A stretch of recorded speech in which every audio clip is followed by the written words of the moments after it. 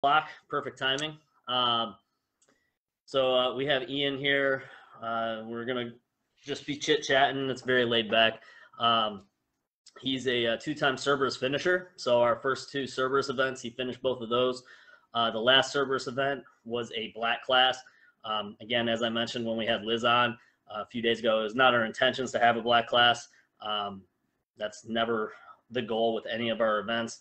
But we had nobody finish that one. But Ian was there to attempt that, along with another individual named Don that many people know inside the rucking community. Both Ian and Don are the only two people to have finished both Cleveland and the Sarasota events, and have a shot at the Cerberus Coin. So the Cerberus Coin, again, you have to finish 3 Cerberus events, and then you get coined after that. So both of them, Don and Ian, have 2 checked off.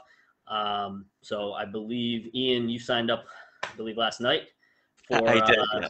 Charleston. So we'll see you down in Charleston then. So let's just jump into it. So let's start with, Cleveland. As far as, that was your first event, if I recall right, that you did a over 12-hour event or so.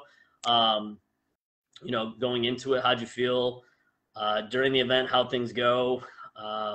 Comparing those then to, the Sarasota event, and then ultimately this Colorado event we just did.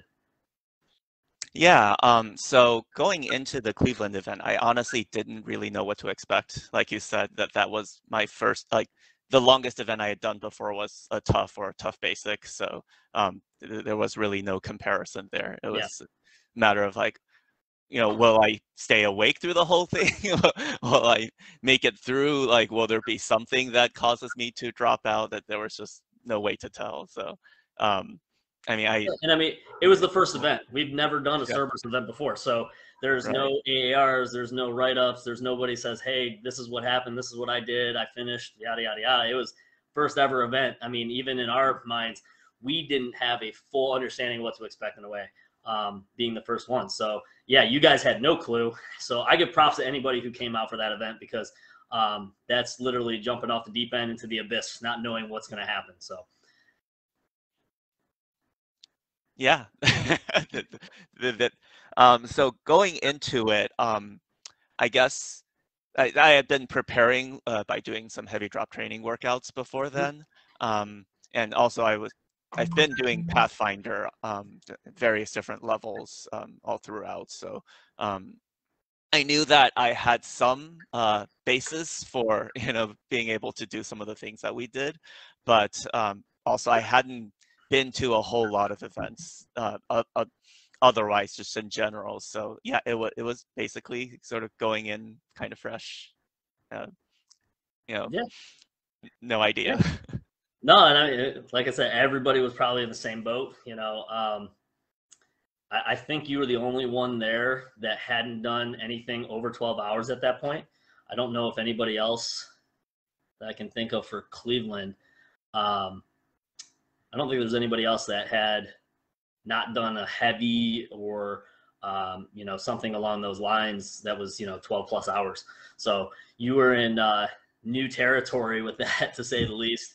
Right. But like I said, you and only 6 other people finished it out. So, how would you compare Cleveland to how Sarasota went?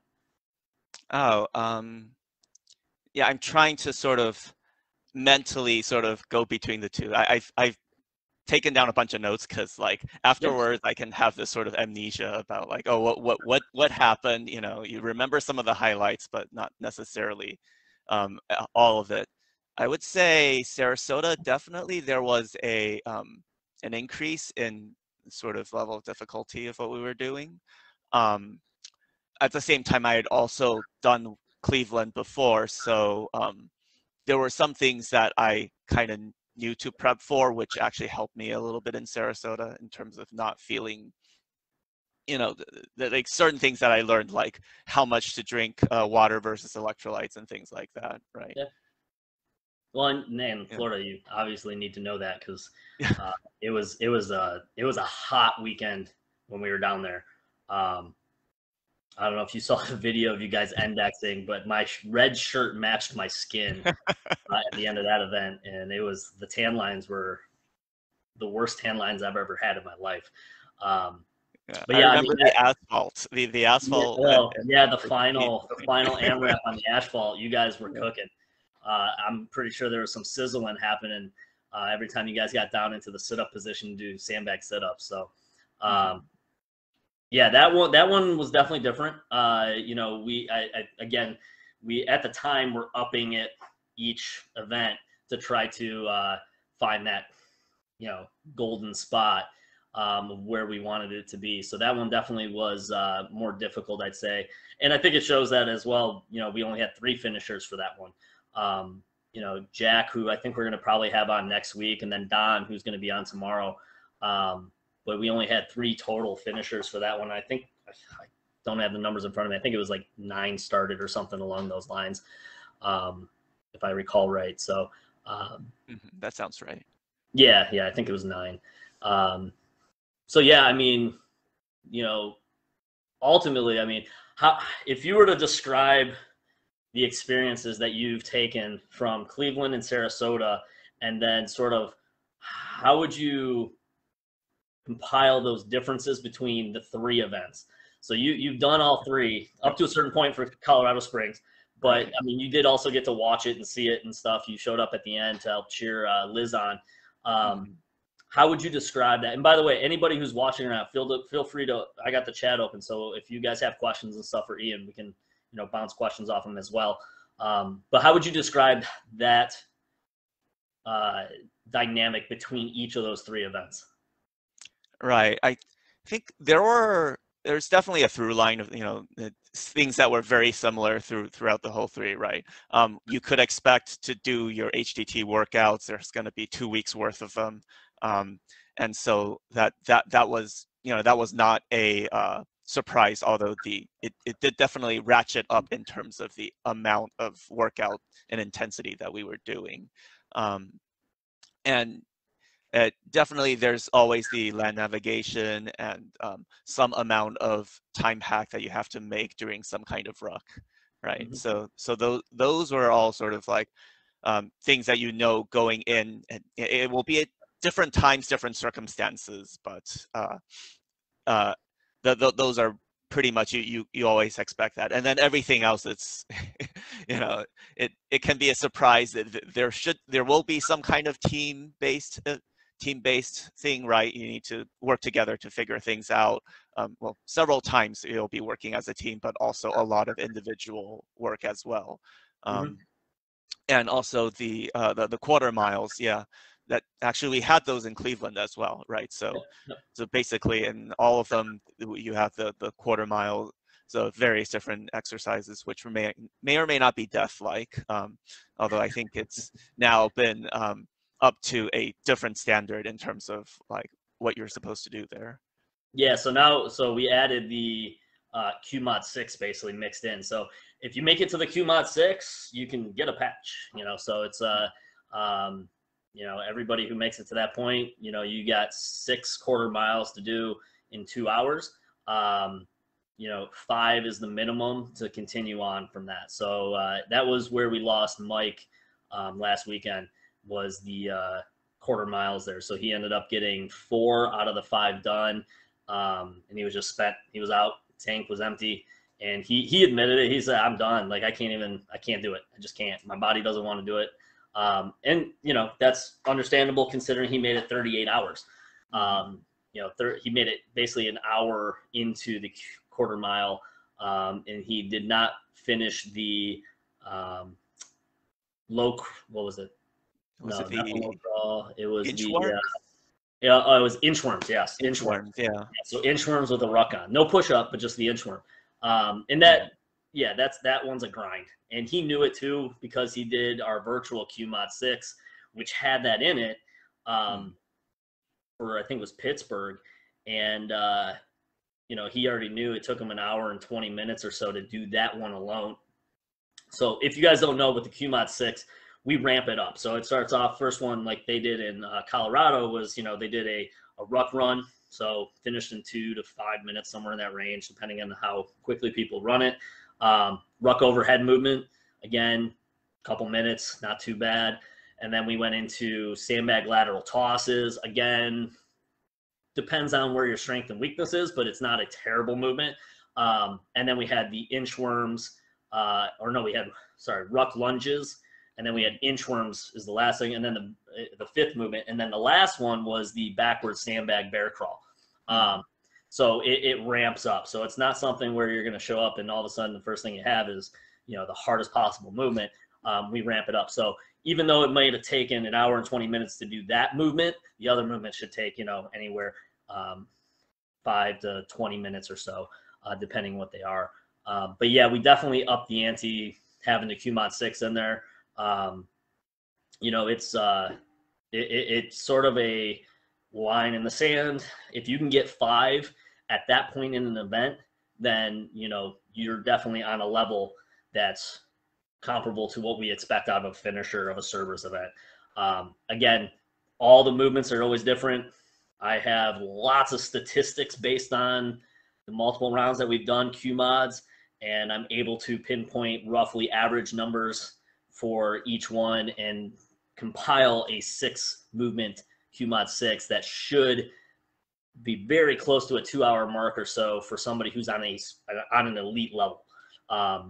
So again, we haven't had anybody finish all 6 yet. I'm not sure we'll see that. We'll see if it ever happens. But the numbers say that we should see people get close. So, but we'll see. So yeah, that we added that. So you talked about the prior events. We had Q mods or quarter miles. We just didn't have a Q mod 6. So that was new to the Colorado event. But yeah, so there's a lot of similarities, a lot of differences. Walk us through, I guess, Colorado, how, coming in, how'd you feel? What things happened between, I think it was 10 hours or so you got into it? Right. Roughly 10 hours. So what happened between, hours, 0 and, 10 and ultimately made you have to pull that hard decision of saying, hey, I'm done. I'm going to step away. Okay. Yeah. Actually coming into the event, I was already, so in the past few weeks or so, I've been having trouble sleeping and all that. So that did not help. I don't want to use that as an excuse, but basically I could feel that I wasn't, as prepared as I could be coming into it. And like, I wasn't feeling 100%. So, but like knowing that could be a thing was sort of something useful to take into account. It's like, okay, think it will feel worse, but know where you're at when you start, right? So we did the PT test with included bonus burpees, right? Yeah, that's smoky, guys. That PT test smoky, guys. I was surprised we lost one on PT test. Yeah. So that hour and a half in, we lost one. So that was a surprise. We didn't expect that, but that PT test it smoked you because there wasn't as much break time because we had to stay on schedule and you guys were doing extra burpees. So right, yeah. So PT test. I don't remember when we did the first set of shuttle runs, or it was somewhere in there. But we also had we eventually rolled into the first set of heavy drop workouts. Right, and so that, I think right away we were starting to feel a little bit of the grind with the very first workout, right? We started with lower, I believe, right? Yes. Yeah, we started with lower, and there was the bear complexes and the salts. Everyone starting off with the salt, it was definitely you realize, okay, we are going through a grind right here, right? I came out swinging. Yeah, it did come out swinging.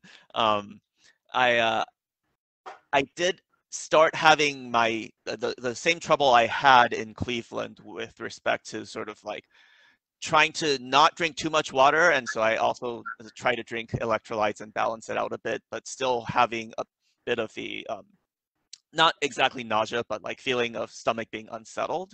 And so I think that was around the time when you brought the trash can over to make sure that if I did manage to puke, I would not cause a big mess for everybody else, which I really appreciate. I still have not actually puked since, I don't know, like sometime in the late 90s or early 2000s. I think it was 20 years you told me. So I said 20 years ago. Almost So. a game for me to try to see if I could, I mean, obviously Right. I didn't want you to actually puke because you're going to dehydrate yourself and we don't want that. But at the same time, there would have been a little bit of joy in me that said, hey, I just broke your 20-year streak of not puking. Right. So, yeah. And I have to say that did lighten my mood a lot through those workouts, just knowing that there's this thing that's going on. But yeah, we did that. We went through lower, upper, and then I think core again was when everybody really felt the full brunt of what we were doing because of the we had to do those 50 get-ups followed by the was it 100 get-ups and 50 Carl Fredricksons, then 100 sandbag sit-ups, right? Yeah, that was a So grinder. that's a real grinder, especially since you are repeating the same movements, going into the Carl Fredrickson, and then the Carl Fredrickson also has the same movements going into the sit-ups. Yep. Yeah, so programmed exactly how I wanted it. it felt very intentional, yes. It was. It was the soul crusher. I mean, it was one of those things. Once you guys finished that one, it was like, all right, my hands are washed. You guys are you're going to hang out with Greg for a bit. I mean, I had to get my stuff in, and then pass you guys on. So that soul crusher was like I said, it was a soul crusher. Yeah, I mean, just so everybody knows, we did mix a little bit of exercises in between the get-ups of Carl Fredrickson's, give you a little bit of a break.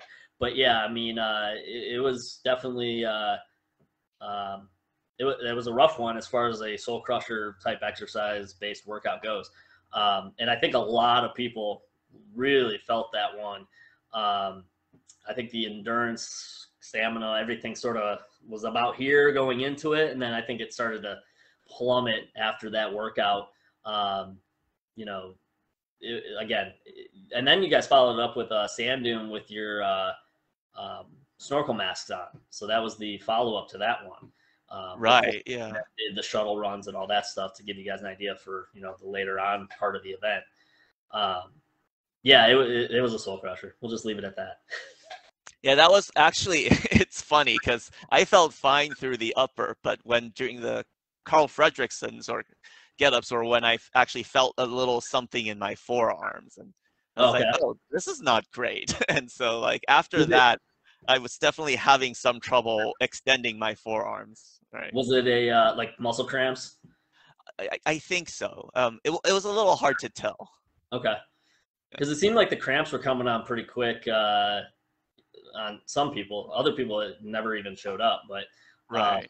We had Crampy Curtis, who started cramping almost from the get-go, and we played catch up with him the whole event. I mean, we just could not get him to stop cramping. So we'll have to figure that out because he'll be in Charleston as well. He signed up, so hopefully he doesn't overhydrate the day before, which is what I believe he did for this event. He said he drank twice as much water, but he didn't do anything as far as electrolytes or salts or anything else.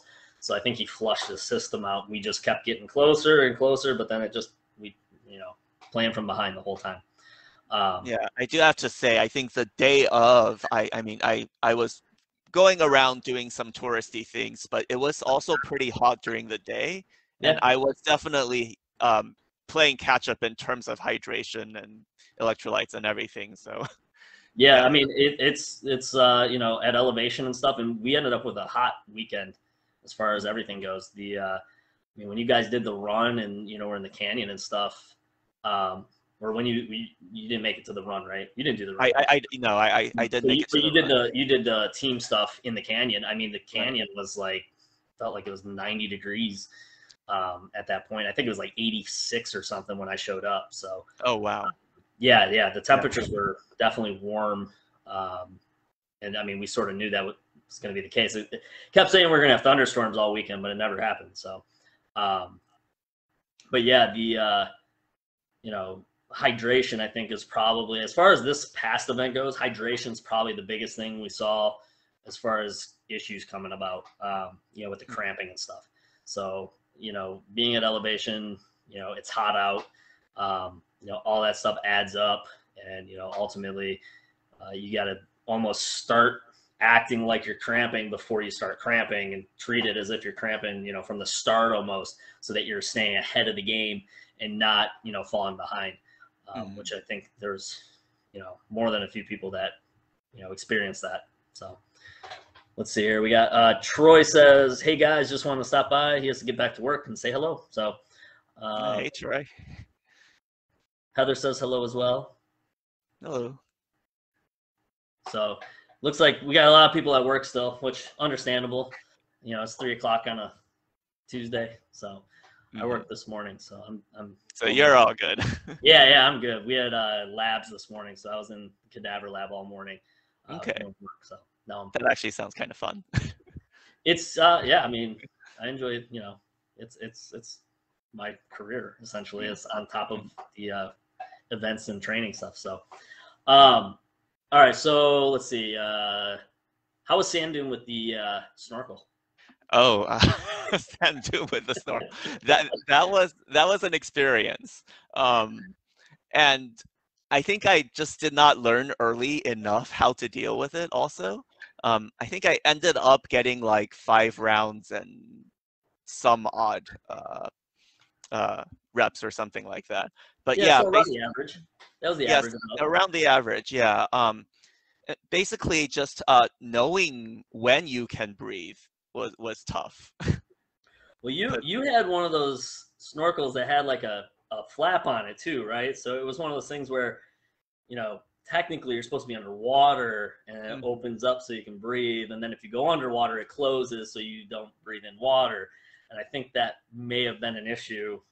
Yeah, it had a little ball or whatever in it that would click whenever, you know, you put it at some angle, and it would block the block you from accidentally breathing in water, basically. Yeah.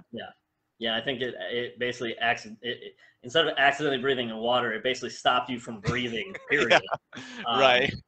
You know, and that's why I told you guys, because you guys all pulled out a bunch of random masks. I mean, it was anything from a full face mask with a little snorkel on the top, you know, just to your 50-cent snorkel that's from, you know, dollar store that's a single tube going up. And that's why I said, if anybody has legit concerns about breathing, take the mask off, take the snorkel off, which, by the way, again, we never said to bring a mask. That was never in the actual statement to bring a mask. So those of you that brought masks, you got some extra fun added into the event there. So yeah, if we say snorkel, don't bring a mask. You will wear the mask if that's the case. So let's take Mark Jones. What's up, buddy? See you in a couple days, actually. If you're not signed up for Ruckfest, go check out Ruckfest. It might be a wait list right now, I think, for most of their stuff, but come and hang out with us if you're in the area in New Jersey there. So he asked, is the athlete nutrition up to the individual, or do you have slotted times in which they can resupply, rehydrate, and get what they need to eliminate cramping? So it's really up to the individual. We'll take food away, but we don't take your electrolytes away. You can basically refill your bladders, Nalgene's, whenever. You know, we're not stopping people from drinking anything, especially in an event where it's hot out. You know, as far as when they can, and again, we're providing also. I always buy a giant thing of mustard. We bought pickles. We you know, we'll try our best to get rid of the cramps for people with other ways if they can't get rid of them. But again, it's distributed to everybody. So we're not just saying like, oh, hey, you're cramping, here, you take a shot of mustard. Typically, the whole thing is if somebody starts cramping, I'm telling everybody to take shots of mustard. If we buy the pickles, I'll tell everybody to, you know, pass the pickle juice around. You know, so it's up to the individual to try to make sure that they take care of themselves. But at the same time, we're always in the background, like, all right, if people are starting to cramp, we want to try to jump in on it as soon as possible. And again, that's why I always show up with, you know, pickle juice and mustard. We have the Theradrill. I always bring a Theradrill with me and let the participants use it as they see fit. So there's always, again, our event, we want you to finish. We are pushing for you to finish. We are trying to get you to finish. and we'll do what we can for everybody that's in the event, you know, to a certain extent. We're not obviously going to, you know, cart you around in a cart and bring you to the start and end and call it a day. But, you know, to give everybody their abilities that they have the chance to provide, you know, prove themselves. So, you know, cramps are one of those things where it's like, you know, hopefully we can get rid of it and you can actually show us what you got and why you should be there. But sometimes it gets to a point where, you know, we have to call it too. So we had Crampy Curtis, who just joined in, actually. You know, he got to a point where he pushed through the whole event almost with cramps. And it got to a point, though, where we were actually going to have some concerns with some of the movements that were coming up overnight. The night navigation section, if he cramps up bad and loses his footing and falls or anything like that while we're out on the trails, you know, then it turns into, hey, we got to go find him, rather than, you know, him making it all the way around and, you know, calling it a day. So that was a situation where we medical dropped him because we tried everything. I mean, we short of, you know, IVs, we tried everything for him, and it just wasn't going to happen. So sadly, we had to drop him for that part of the event at about 24 hours. But he's coming to Charleston, so he's going to get his revenge on us, hopefully, there. Sorry. So, Ian, you were, let's see, where were we? Masks. Your masks, yeah. Yeah, I brought the mask and the snorkel because I wasn't thinking. I mean, we were told to bring a snorkel in to Sarasota as well, but didn't really get a chance to use it. Yeah, we didn't get around to that part. Right, and so I brought the whole kit with me, you know, thinking, okay, I have the snorkel. I don't know if, I mean, I guess it would have been useful in water because, like, sometimes if you're not able to really see in water without a mask on, then that would be fine. But this was clearly not the use case for that. So I ended up with a mask on, and it was one of those that, you know, had the feature of blocking your nostrils, so you wouldn't accidentally breathe water in, which is fine if you're in water. But that means that you can't actually also breathe in your nostrils while doing sand dune. So. Yeah, and I mean, I didn't notice it until I saw the pictures actually that I was taking. But like Kyle Crutcher actually moved his mask up on top of his nose so he could breathe. I'm pretty sure you left yours pulled down all the way the whole entire time. So props to you on the integrity aspect of that one. Because I told you guys you had to wear your mask. He wore it, I guess, just not the correct way. You know, he tried to scam the system a little bit to get some extra air, I guess. You know, who needs oxygen, though? Who needs oxygen? Yeah. So, all right. So then after that, you guys did shuttle runs. You I think you guys did another rope climb too, to give you some time on the rope. If you guys wanted to practice that, I think that was also. Oh yeah, I think there was some optional rope climbing time, but there was not a whole lot, and like, you know, a couple people tried it, but then we had to move on to the next thing. Yeah. Real quick, Christy wants to know: did you ever feel close to panicking because it was hard to breathe while wearing the mask? There was, I think I did have sort of like physiological panicking, if that makes sense. Yeah. It's like I knew I would be fine, but like because I couldn't breathe, there was the sort of like that just body feeling of like, you know, I can't breathe. I need to do something in order to relieve this, right? Yeah. And basically at that point, I just like dropped the sandbag, you know, got back in a position where I could breathe, and then started breathing. Yeah, and I think you told me, if I remember right, you said that anything overhead press, so the overhead presses, you couldn't breathe at all on. Oh yeah, no. Basically for all of the overhead presses, I mean, in the beginning, I didn't quite figure this out, but basically, eventually, I was like, okay, I will take a huge breath. I will do do like 5 overhead presses at once with my, you know, without breathing, set it down, and then, you know, catch my breath again, and then try it again. So that was how I got through those overhead presses. And so you basically gave me an idea for an O2 depletion AMRAP now with overhead presses and stuff. Again, we told people they couldn't breathe and take the mask off, by the way. Just so everybody's aware, we were not putting anybody in a dangerous situation. We told them to take the mask off. But there was some talk of some additional stuff we had to do if we took the mask off. So. But I mean, additional stuff, breathing, like, you know.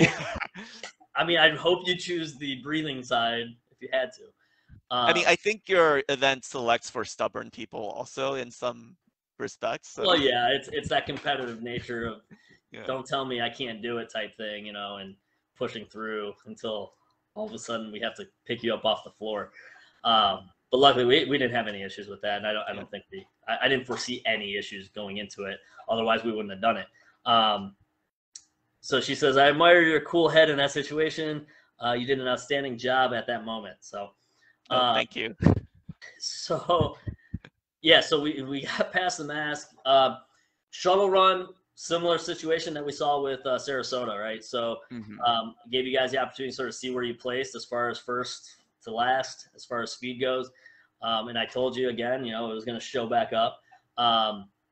Do you I don't have the numbers in front of me. Do you remember how your shuttle run was in Sarasota? It had to be below 30 seconds. I know that because that was. Oh yeah, it was definitely below 30 seconds. I would say. I mean, I could pull it up right now.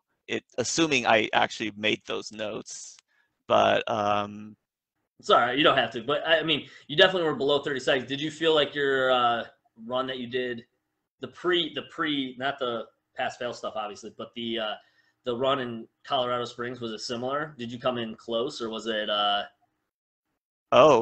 Actually, I was faster in Colorado Springs. Really? Okay. It looks like originally in Sarasota, I started with like 28 seconds and then went down to 27 and then 25. Okay. As I got warmed up. I don't know if these notes are actually correct. No, but I mean, it sounds about right. Yeah. I mean, the other thing too is when we were in Colorado, I just walked it off. So we were short probably about 10 feet, I would say, for Colorado. It was an even split between the 10, 20, and 30. But we were probably short about 2 or 3 feet per, just from walking it off. I didn't wheel it out. And I think I even told you guys, I said, this is a little bit shorter than the full 30 yards.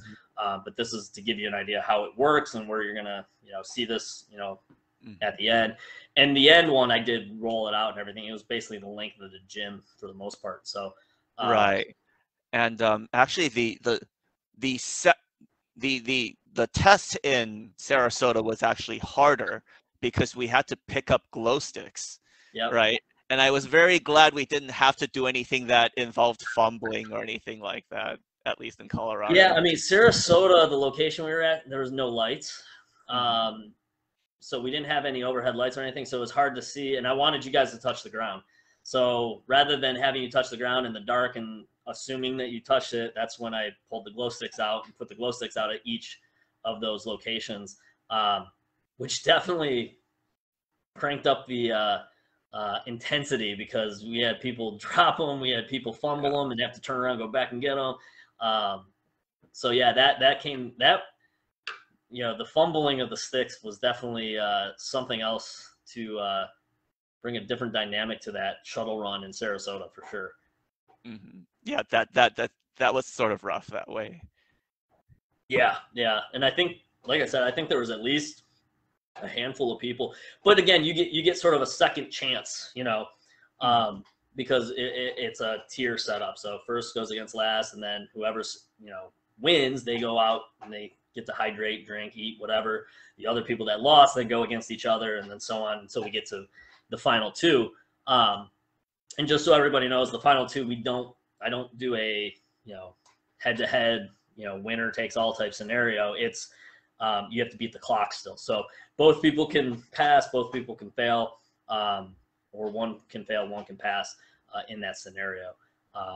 So again, that number basically is determined on averages of everybody else, and then we basically play that game of beat the clock. So so I wasn't there. I was taking a nap, but how did the Greg movements go after you guys finished a couple more burpees? Right. On top of that, prior to moving out and emptying your whole entire rucksacks and all that fun stuff. Oh yeah, that was fun. Actually, setting it all out on the gym floor in a sort of neat way was kind of a cool thing to see. Just like, oh, this is what everyone else brought, and like, how far did your stack go? Did it like go much further because you brought way too much crap, or like? There was a lot of stuff, that's for sure. Yeah, no, I definitely overpacked on food. There was I forget who it was, but somebody, I feel like it was like almost like 12 feet of distance from where they were standing to the end of the gear that they brought. Mhm. But yeah, you guys, there was a lot of stuff on that floor, stacked up. So, and then, so after you guys did burpees, and then Greg took you guys, I got to go take a Yeah. nap for a bit.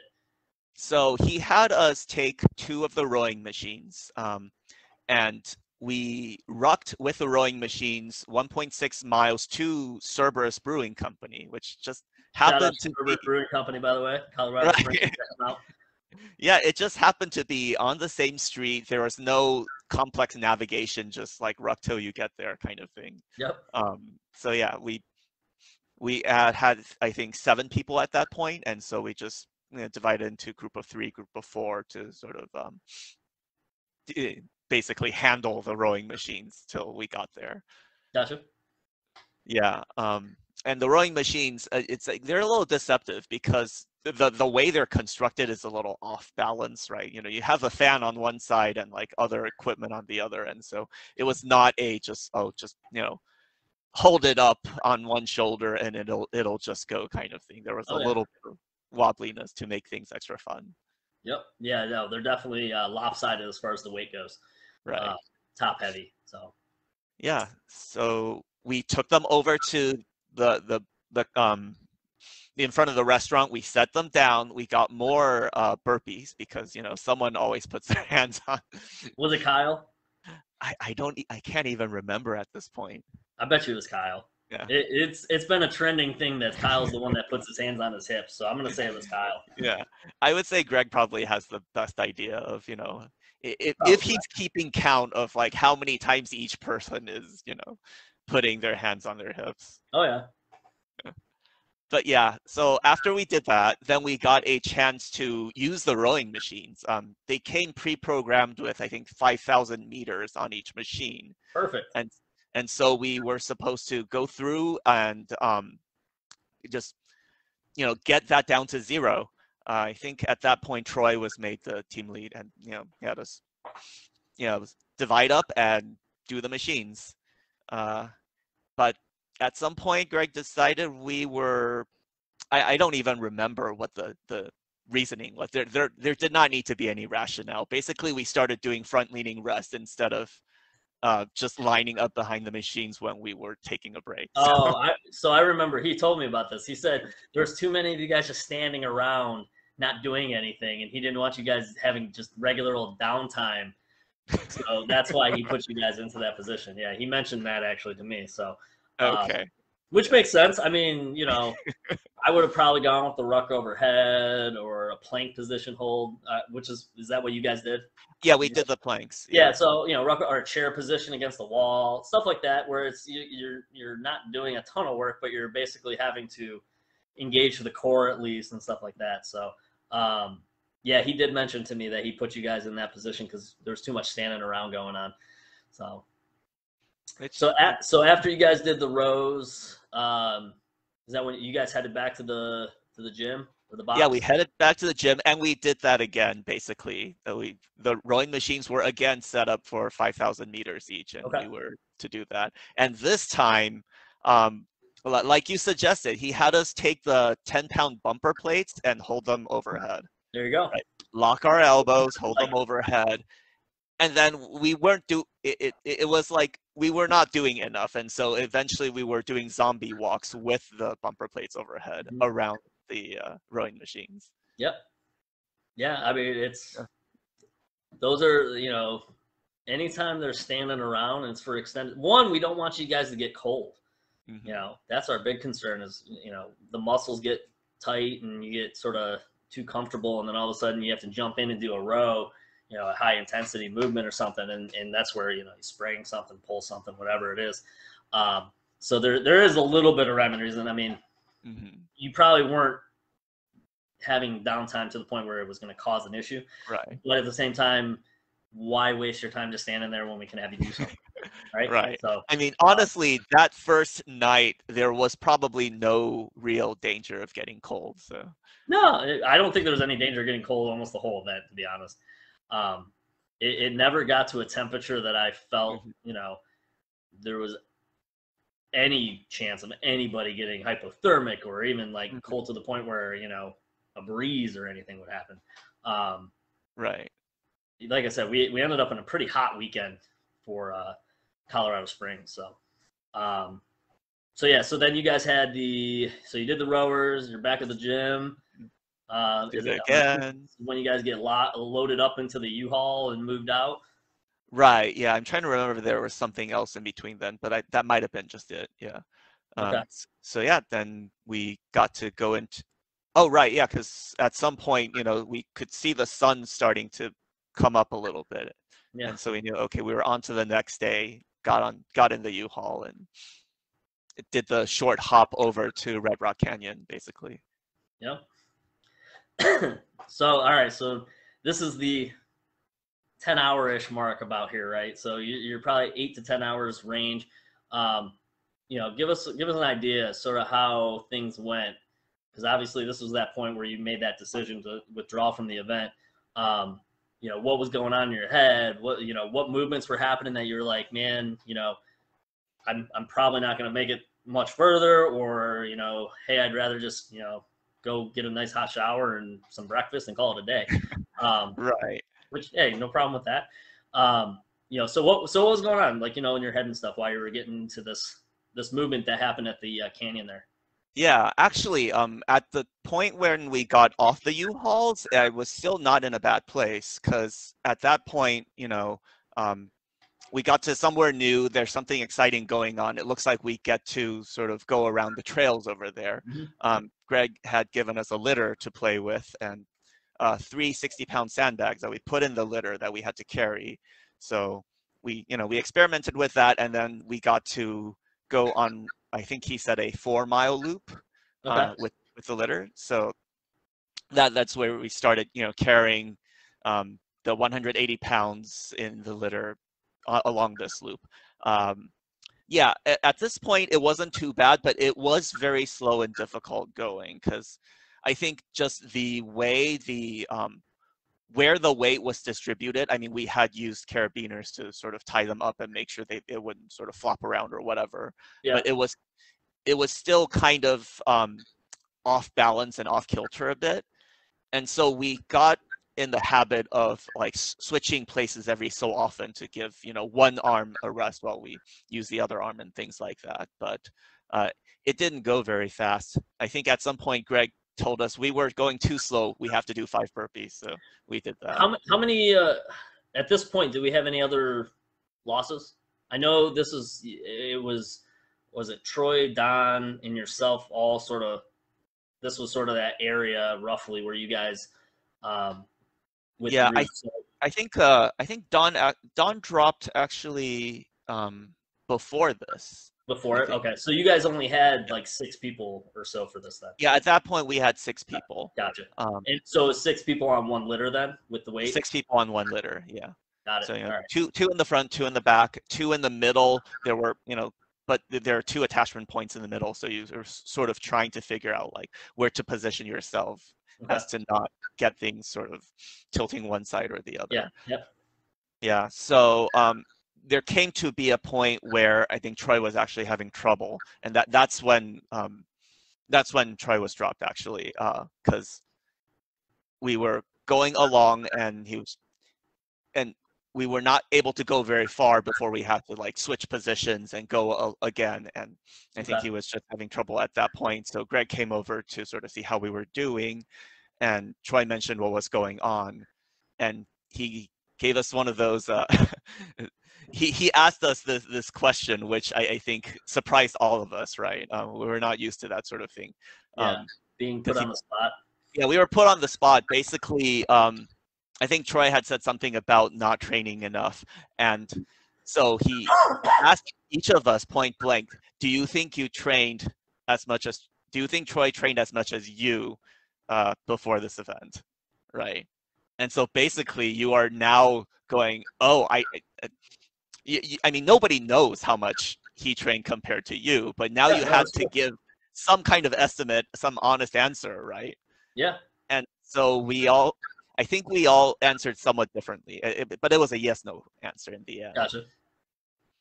And after that, Greg gave us a little bit of a dressing down, and then told Troy to take one of the 60s and go. So. Gotcha. Mhm. All right. So then you're down to 5 at that point. Right. Yeah, we're down to 5. It was actually a fair bit easier with 120 instead of 180. Yeah, understandably. Right, yeah. But at the same time, the trail wasn't getting any easier or harder.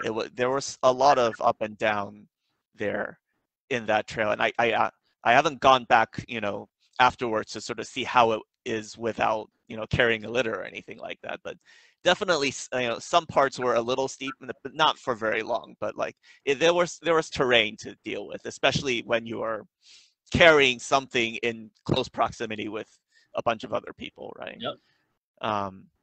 Yeah, so we got to a point where I think Greg said we were going to take a shortcut, so we weren't doing the whole 4 miles. I don't even remember what the mileage was at this point because I couldn't tell. Yeah. And we got to do some buddy carries. So he took us, we dropped the litter. There was a point at which we were supposed to get to, and then we started basically downhill and buddy carried people uphill to that point, and then got to go back, rest, and then maybe do another buddy carry of somebody else. Okay. So that was the point when I think I started feeling my leg muscles starting to not quite all the way cramping up, but like getting to the point of strain, right? Yeah. Because in the beginning, it was like, okay, we pick people who are similar in size. So I got to buddy carry Liz, Liz got to buddy carry me. Yep. And so we did that. And then the surprise came when Greg then said, oh, Liz and Ian, you carry this person and you carry this person, both of which were bigger than we were. Yeah. Yeah. Yeah. I mean, I know Liz carried Mike Vaughn, who's 50-ish pounds heavier than her. Right. Who did he have you carry? I carried Kyle. Kyle. Okay, so I didn't have to weigh Kyle, but I can assume Kyle's in the 180s, probably 80s. Yeah, in the mid 180s. So yeah, actually, I was surprised by how much I weighed because when you put me on the scale in the beginning, I was at 141, which is much lower than what I expected that I would be at that point. So yeah, I mean, maybe that was a harbinger of things to come. Well, and I mean, I don't know if elevation plays a role in that, to be honest. Yeah. But I mean, both you and Liz both were lower than you expected. So, I mean, I tested it. I fell into the range, when I had it, beforehand. I checked it, and it seemed like it was fine. So, either way, you guys fell into the actual levels that you were supposed to be in. But I guess that was the important part. We were not sort of, yeah, you weren't over yeah, the minimums as far as the event goes. So, all right. So now you guys are doing the litter stuff. You guys are taking a shortcut. Yeah, we're doing the buddy carries with buddy ruck. carries. That's right, buddy carries. Yeah. So now what's happening? Yeah. So after this, actually, what we did was he had us go down to a duck pond and fully submerge ourselves in the duck pond. And I think that was actually like what probably did me in a way, because getting out of the duck pond, that temperature shock, I think I could really feel the cramps set in my legs, right? And that's why it's like, even though the whole weekend it wasn't that cold, it was that like going into the water and coming back out that probably sort of set things in motion. Yeah. So after that, we got to do another set of buddy carries, this time on even ground. So that was not as bad as having to go uphill. And we had our rucks off, so that was also a little bit easier. But after that, we carried the litter a little bit of a ways, and we got actually close-ish to the starting point. And there was like a loop around that area, like that. I don't even know how long it was, because at that point I was having trouble estimating distances and things like that. He asked all of us basically, actually, Oh, there was a point at which he also asked us to rank ourselves in terms of how well he thought we were doing, but I think that was like right as we got off the U-Haul. So Okay. I don't know if we should talk about that or not. Yeah, if you want to talk about it, it's fine. You're Yeah, running the show right now. yeah, but yeah, basically we got off the U-Haul. He had us sort of go, okay, thinking about like how the night has gone so far. How do we rank ourselves, right? And it wasn't just talking about it. It was physically getting out of the line. We were standing in a line and then going over and moving people physically into into an order, and then putting ourselves into that line to declare this is how we think we're doing. Okay. So all of us basically got to do this. Yeah. I think we were pretty consistent. We were all putting either Liz or Kyle at the front, and then like I was next to last, and then Troy was last at that point. But I think that was when Liz put herself like close to the bottom, Yeah. and Greg was not too happy about that for some reason. She's a very nice person. Let's put it that way. Yeah. She didn't like those moments where she had to do that stuff. I can promise you that. I mean, I hate doing that too. Yeah, no, it's a mental tax. It's you don't want to be that guy, right? But at the same time, as long as you're honest about it, then it just is what it is.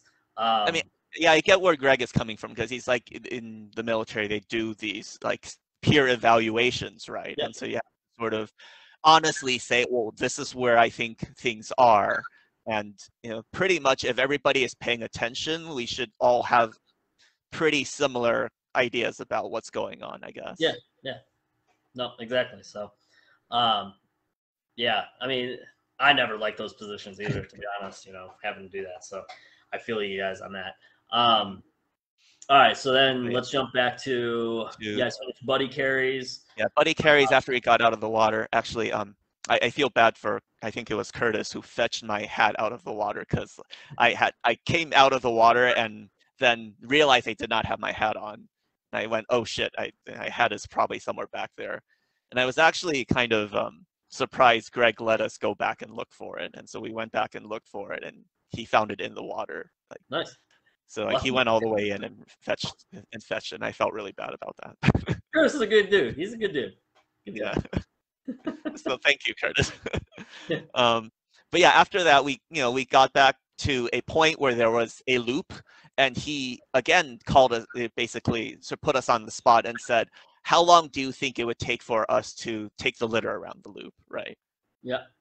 And me, being the idiot that I was, said, I don't know, this doesn't look like a long loop. And honestly, I was having trouble telling exactly where the loop went. I was like, it'll take a minute and a half.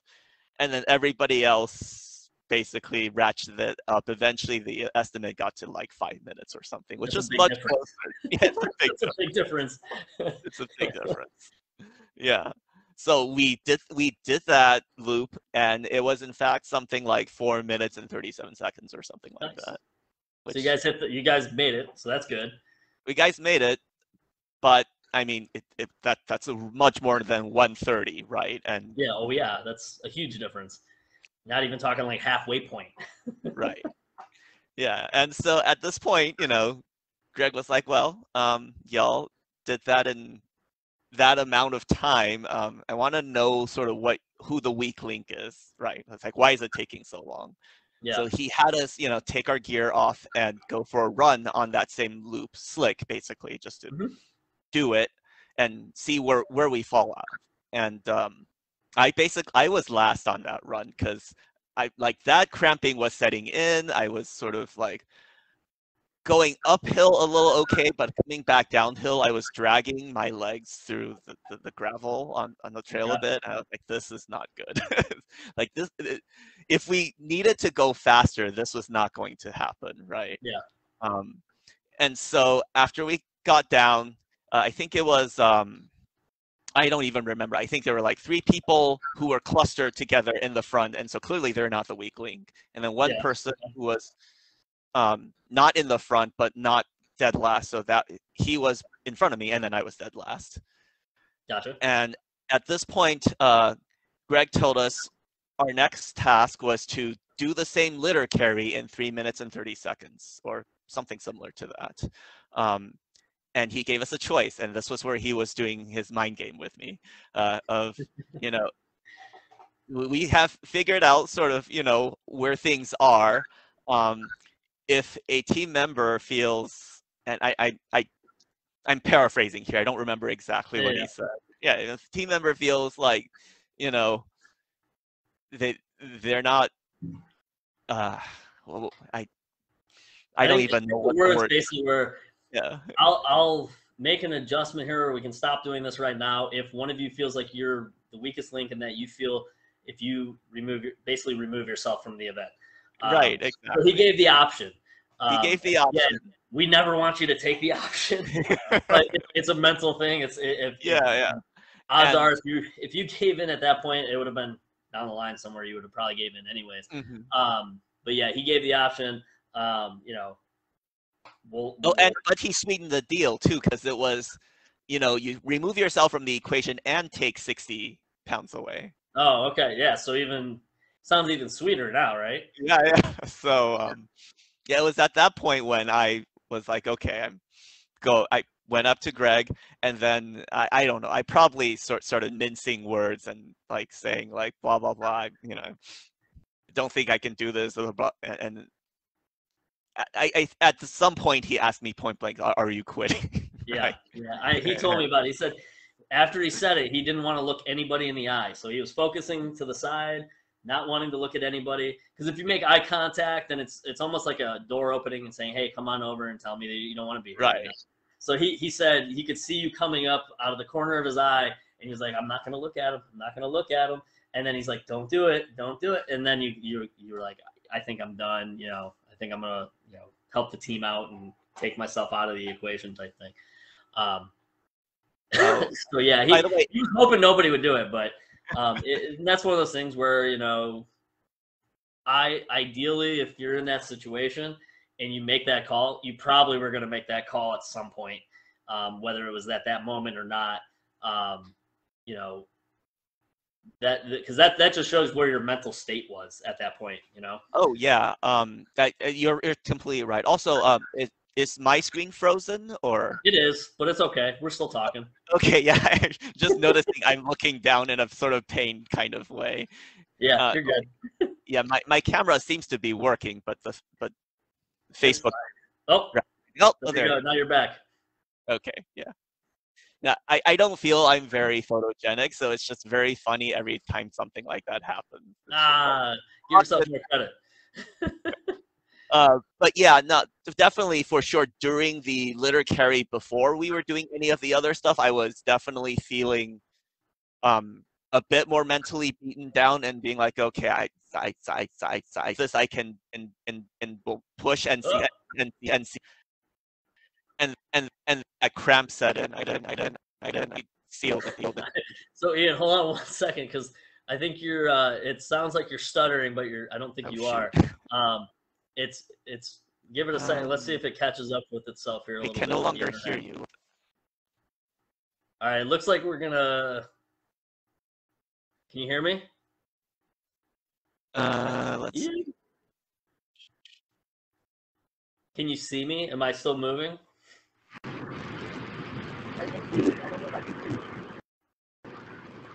Can you hear me? No? You talk. I'm not going to talk. You talk.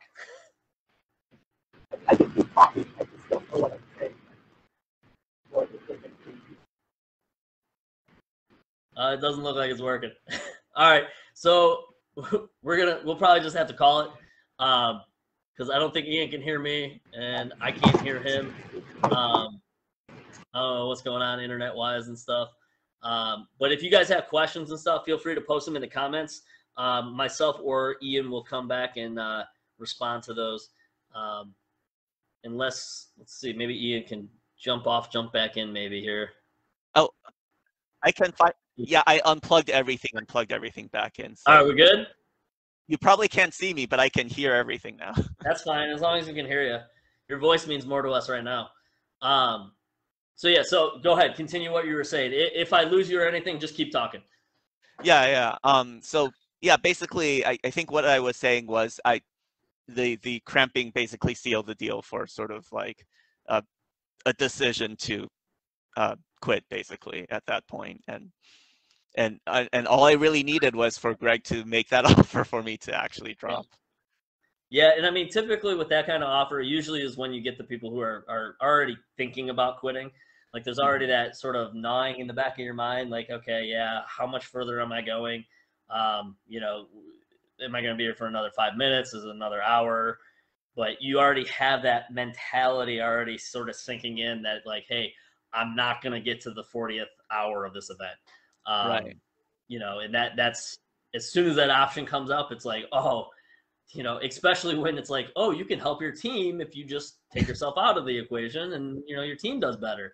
And then you Right. feel like it's justified and you're like, yeah, I can help the team and I can go take a shower and Yeah. have some breakfast. So that sounds good to me. Um, Right. but yeah, and that's, you know, it's again, you know, it's a game of mental strength as much as physical strength that we're Right. testing in these events. So, Yeah. um, And there's always a question also of like, how much longer should you push yourself knowing that you might not make it to the end, right? Like at yeah, that point, is the game, is it a matter of like, you want to see how far you can go before you completely break down, or do you cut your losses at some point, right? yeah. No, I get it. And I guess everybody has their own idea of like what should happen there. So Yeah, yeah. No, I totally understand. And like I said, it's, you know, it's a mental game. You know, I can't tell you how many times, and I got to play good guy or good cop. Greg played bad cop. You know, I there's a few people who looked at me and said, I'm done, I'm quitting, and I said, stop, don't do it yet. mhm. Literally, it always happens just before we're about to take like a little downtime. And it's always one of those things I'm like, don't do it until you know what the next movement is. And then you say, yeah, no, I'm not going to do that movement. So always wait at least to see. You might have some downtime. Things can change in that downtime. You can hydrate. You can eat something. You can, you know, put a jacket on or something if it's cold out. And then once we say, all right, hey, you're going to go do this movement, you're like, yeah, no, it's not going to happen. So I'm done. Um, you know, so there was a handful of times, again, playing the good cop here, Mhm. where I was like, don't do it. Just hold on a second, see what happens. And then, you know, if we move into, you know, a Q mod 6, then yeah, by all means, if you don't see yourself finishing it, then, you know, you can make that call if you want. But it always happens every time. It's always right before we're about to take a little bit of a break and give you guys some downtime to, you know, hydrate, eat something, that everybody, right as soon as that movement finishes, they're like, I'm done. And I'm like, no, you got like 10 minutes, 15 minutes to take a break. So take that time, think about it, see where you're at that point, then make that decision once we say, all right, you're going on a 5 mile run or something like that. Yeah, if you're in the middle of the break, you might as well take that break and see how things Yeah. go anyways, Yeah, right? because I mean, you can grab the Theradrill, start pounding the muscles out, you know, hydrate more, get some salt in you. Um, that might be the difference that you need to continue on. So, you know, that's again, it never fails. It's right after we finish one movement and we're going to take a little bit of downtime. It always happens where somebody comes up and says, hey, I think I'm done. And I'm like, no, go back to your spot, sit there, relax for 5 minutes and see how you feel. And then you come tell me you're done afterward. Um, but yeah, I mean, Yeah. it's a tough event, right? I mean, Mhm. it's not an event where everybody can just sign up and show up and do it. Um, it's our upper echelon type event where, you know, the expectation is that, you know, you're at a different level than the average person. So, you know, even a different level than, you know, an elite person even sometimes. Um, let me see here. I got a question for you here. So Curtis says, did you feel worse, better, or the same for the start of this event versus the other events you did? Hmm. I have to say I felt worse. Okay. Now, Yeah. is that training up for it? Was that, you know, just like bad day traveling? You ate a bad taco? you decided to go out drinking the night before, like what would you equate that worst feeling for? Yeah, it was actually a combination of all of the above in some way. I felt worse training up for it. Like I feel like when I was like training felt harder. I guess in the sort of weeks, months leading up to it. Okay. So there was that aspect. I actually I don't know how gross we want to get, but like my stomach was not in the I best don't of care. place early in the week, right? Okay. So Now, so was that it nerve based, or was it like you ate something? that I think it was something I ate. It just like Okay. for a while it was basically okay. Let's get to a point where stool is solid, right? And then Gotcha. No, we that's can go. so Yeah, so basically from that you probably were dehydrated coming in, which doesn't help. probably. Yeah, Your stomach probably wasn't feeling great.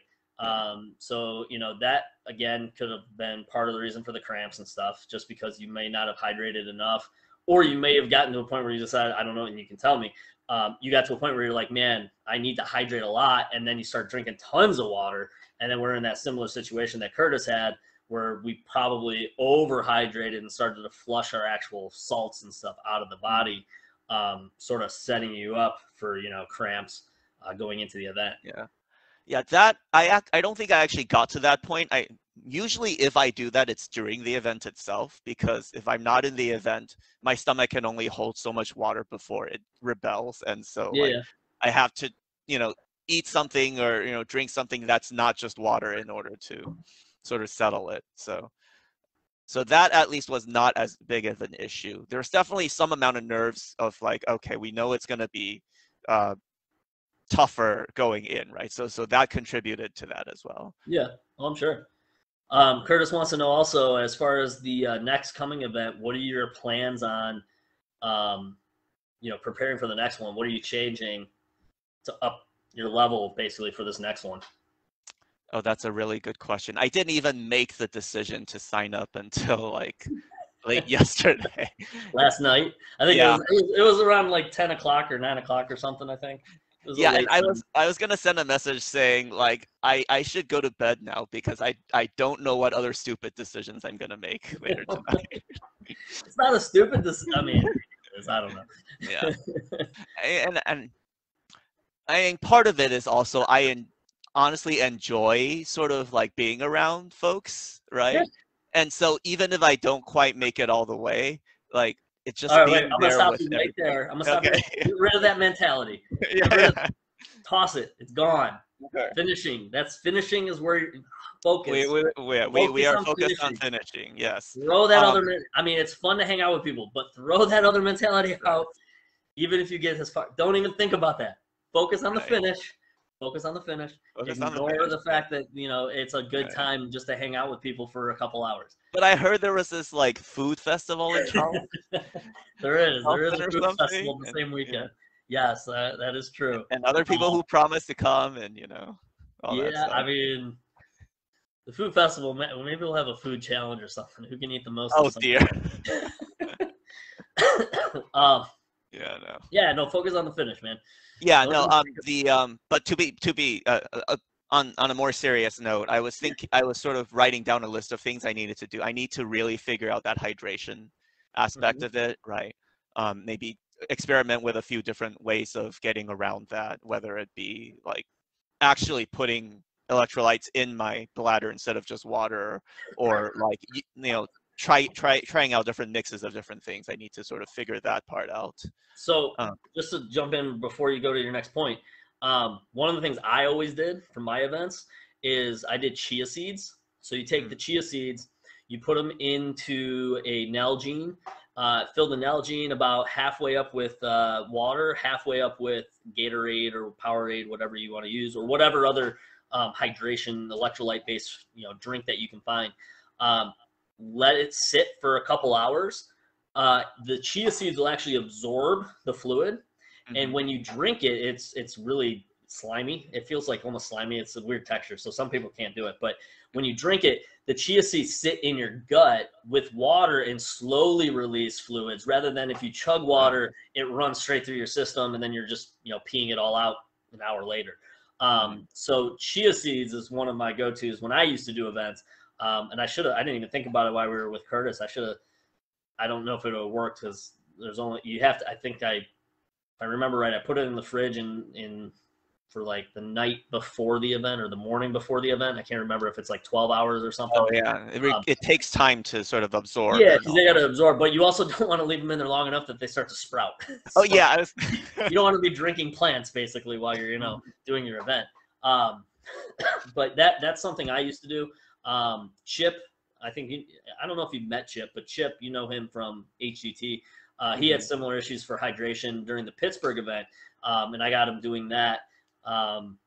Going forward, and he's been doing that for his events now. And he did the Fredericksburg event, and I don't think he had any cramps, to be honest, through that event. So that's another option. And again, it's the difference between your body basically quickly pushing fluids through and absorbing them, and then you're overhydrated. And then what do you do when you overhydrate? You flush it out basically, and that's go to the bathroom. And if it's sitting in your gut, slowly releasing, then you're consistently hydrating over a longer time period. So look into that, try that out, see what it does for you. But that was a game changer for me when I was doing my events, way back in the day. So. Okay. Yeah. I mean, I also know that like I'm more susceptible if I'm doing that hydration and do core exercises, then that could be bad news. So. That's definitely something to sort of experiment with and figure out. Yeah. So there's that aspect. There's the training. I am just training harder aspect, because coming into this, I had actually sort of like started tapering a little early too. Okay. I feel like I definitely need to train a lot harder with the legs. Because that's the sort of foundation for everything, right? Yep. And Colorado maybe Springs for sure. Right. Everything's uphill. There's nothing. Right. There's no downhills. It's all uphill. Right. Yeah. So do that. And I think you had mentioned also doing the sandbag and ruck plus workouts, which I will need to sort of figure out how to do given my sort of living circumstances and the ability to actually have equipment like that around. Yeah. So. Yeah, sandbag and ruck plus will get you the sort of the oddball stuff that gets thrown at you during an event. So Sarasota, we did basically the yoke carry, the crucible carry we call it, where you have the 4x4 on your shoulders with buckets that are uneven and swinging. Right. We did the sandbag bear crawls, basically the slug trails that we call them. That was part of it, and the rope pulls with the sandbags. Stuff like that gets mixed into that sandbag and ruck plus version, along with a couple other things here and there that, maybe we'll add in there. Like every time you put your hands on your hips for sandbag and ruck plus, you got to do 20 burpees. Maybe we'll throw that in there. A little integrity checking on on yourself to see who does it. But yeah, I mean, the sandbag and ruck plus just gives you that extra stuff to do. That's, not your typical workout material, sandbag workout stuff. So, and that's the stuff that's going to pop up, when we're doing these events. You're going to have crucible carries, you're going to have sandbag pulls, you're going to have, slug trails, you're going to have, all that different stuff that we do in the sandbag and ruck plus that potentially can show up. Doesn't mean it always shows up, but, something out of there probably is going to show up. But yeah, so that's, what I would recommend as far as the training aspect goes. Sandbag and ruck plus. Plus, it's going to push you as far as knock out a workout, and then you got more stuff to do. So it's not just a sandbag workout and then you're done. It's okay, now you're tired, now do some more stuff. Right. Which, that's Cerberus. No one cares what you can do fresh, right? It's back stuff and trying to get that stuff done. So. Yeah, and the QMODs also, I feel like I had sort of fallen off of that for a while just because of like time and like doing a whole bunch of other things. But like working those back in, I felt like they were always really good training for just like how training you to push on even when you feel tired and things like that. It's a mental grind. It's a mental grind more than physical. A lot of the stuff's movement wise is stuff that's not. I mean, it's physically taxing just because of the reps, but it's not a tough movement, physically all the time. It's more of okay, this is just tedious mental grinding through this to get this all done. And yet, and that's another thing I recommend is if there's a QMod 6 in your area, that's something I would sign up for if you're training for this event, or do the virtual QMod 6. We got, I think, 4 of them out there. Give them a shot, see how far you can get. Because if you're fresh and you can only get to 4 or 5, you need to hit 5 to keep moving on for a Cerberus event. So, it's not coming until the end of the event, last couple hours. But, if you're fresh and you can't hit one of those QMod 6s, at least 5 fresh, then, you need to work on something. And you don't know what those are going to be in the event. So again, it's all planned out, so that there should be, it's not an impossible feat to finish, but it's, going to be a tough one to do. Liz ended up finishing the QMod 6 with 5, and she had 17 minutes to spare basically for that last movement. So she finished, an hour and 37 minutes, or no, hour and 43 minutes into it is when she finally got that 5th movement down, and then had 7. And she kept going, right? Well, yeah, she has to. She has to. Yeah. You can't just say, "Oh, you're done. We're just gonna call it." Yeah. She has to. No, but and she kept going. Yeah. That's the point. Like every it's just like the the AMRAPs. You hit the number doesn't mean you stop. Right. I'm gonna keep pushing you guys to continue to do the AMRAP throughout that whole time. From the start to finish. Right. Because again, it's not a you're not just the reps for an AMRAP, for instance, may not be this unattainable high goal that you have to really get to. And a 20-minute AMRAP, you're hitting it at 19 minutes. You may hit it halfway through, and that just means that you've met a mark. Now you have to continue on though and finish it out. And you are moving on as long as you don't drop the sandbag and say, oh, I'm just going to take a break. It's still put out. No, I just wanted to mention it's definitely inspiring just how much Liz continued to sort of push hard, after she finished the minimum she needed, right? She have to keep going, but she just kept grinding it out. She never took her foot off the gas. It was, she totaled over 3,600 reps, I think, total for the whole event. In those AMRAPs, she was in first place for most of them, or second place, if not.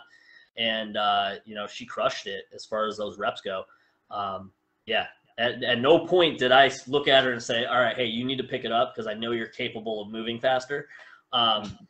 Even in my head, like I said, the outside event me, which is, the fan of the event, sitting there going sand dune while she's doing it, I'm saying, hey, slow down, take a break, because you got to climb a rope in a minute. I'm like, in my head, I'm thinking that, but at the same time, the event version of me is saying, nope, she's good. She's grinding out just what she needs to be doing. She's pushing hard and she's not taking a break, and stuff like that. So,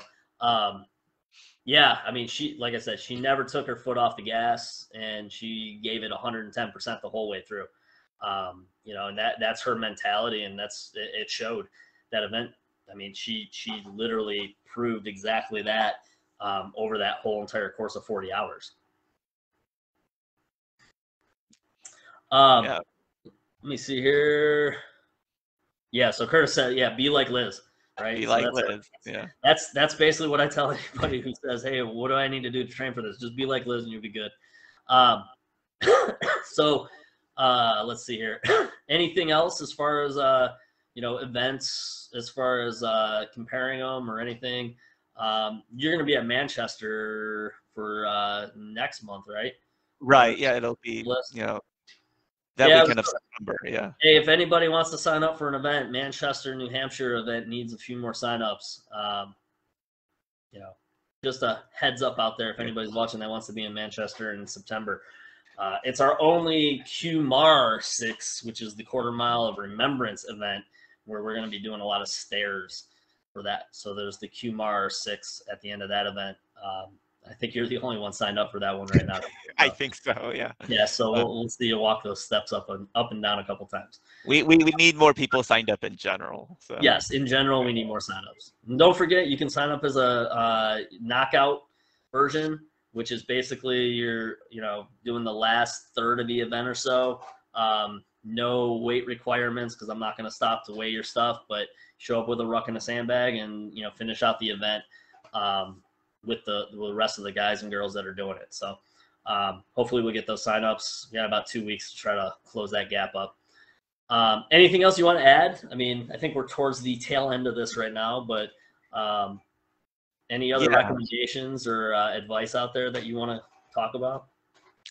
Yeah, there's something that flitted across my mind and then it went away again. So, I mean, this happens too, right? Whenever we're doing those like interviews and things like that. Oh, for sure. Like, Yeah. yeah. I think I'm probably the only one who just stares at the camera for like 20 seconds. But it's all right. Brian's going to cut it out. It's fine. Brian will cut it all out. Yeah. Train hard and train harder, right? It's one of those things where, yeah, like you said, it's a lot of it is mental as well. Make sure you are physically at the point where like you can do these things without hurting yourself, right? But then the rest of it, the rest of it is mental. So yeah, it's a lot of mental stuff. I mean, the workouts and stuff are a grind. They're going to physically deplete you, but you know, pushing on after that is the mental side of the whole thing. So once you're basically topped off, you know, you're running on E, you got to still push through. You know, the end, at some point you get to refuel and stuff, and hopefully you get that gauge up a little bit, but you know, we're going to bring it right back down. And again, you got to push through. So it's definitely a mental game, if not more mental than it is physical once you really break it down. So, yeah, I was surprised I didn't see any jigsaw puzzles this time, but I think that's just well, that's because Michael couldn't make it. So you know, okay. he took all the jigsaw puzzles home for his either granddaughter or grandson. I can't remember, Okay. but yeah, he had all the jigsaw puzzles. So. Yeah. That was your prime time right there when we were in Sarasota. The jigsaw. I was having a blast doing the jigsaw puzzles. I know you were. You came in first on every single one. Half the time, Don and Jack were just sort of like handing you pieces, and you're like, "Oh yeah, I need that one," and they just hand it to you. I'm like, "It's a race, guys. What are you doing?" I don't know. In my mind, it's still a team event, and so I'm just like, "Oh, here." Yeah. No, I know. It's all good. All right, man. Well, hey, I appreciate you coming out and chit-chatting with us and, you know, giving some information as far as other people that are signed up. Right now we got, I think, 17 signups for Charleston already. So we've matched the total signups for Colorado, and we've surpassed the total signups for Sarasota that we had. So hopefully we'll have a big turnout, you know, for this Charleston event. And, like I said, just appreciate you coming on and chit-chatting with us and, you know, having a good time. Yeah, thank you for this opportunity. It's been fun just talking about this. Yeah. Awesome. All right, man. Well, you have a good rest of your afternoon, since some people are probably still at work, and hopefully they'll get off and want to check this out. So we'll have this posted on our page, but we'll also have it up on the YouTube channel, so you can always find it there as well. And tomorrow we'll be talking with Don, the other person who has a you know, to finish aspect for the Cerberus events. And again, one of the potential people who could potentially get, if he signs up for Charleston, could get coined coming in March. So we'll see him tomorrow around 3:45. And again, we'll probably have Jack on, I think next week sometime. We haven't really figured out exact time yet, but we'll have Jack on the following week as well. So, all right, man, you have a good one, and we'll see everybody hopefully at an event sometime soon.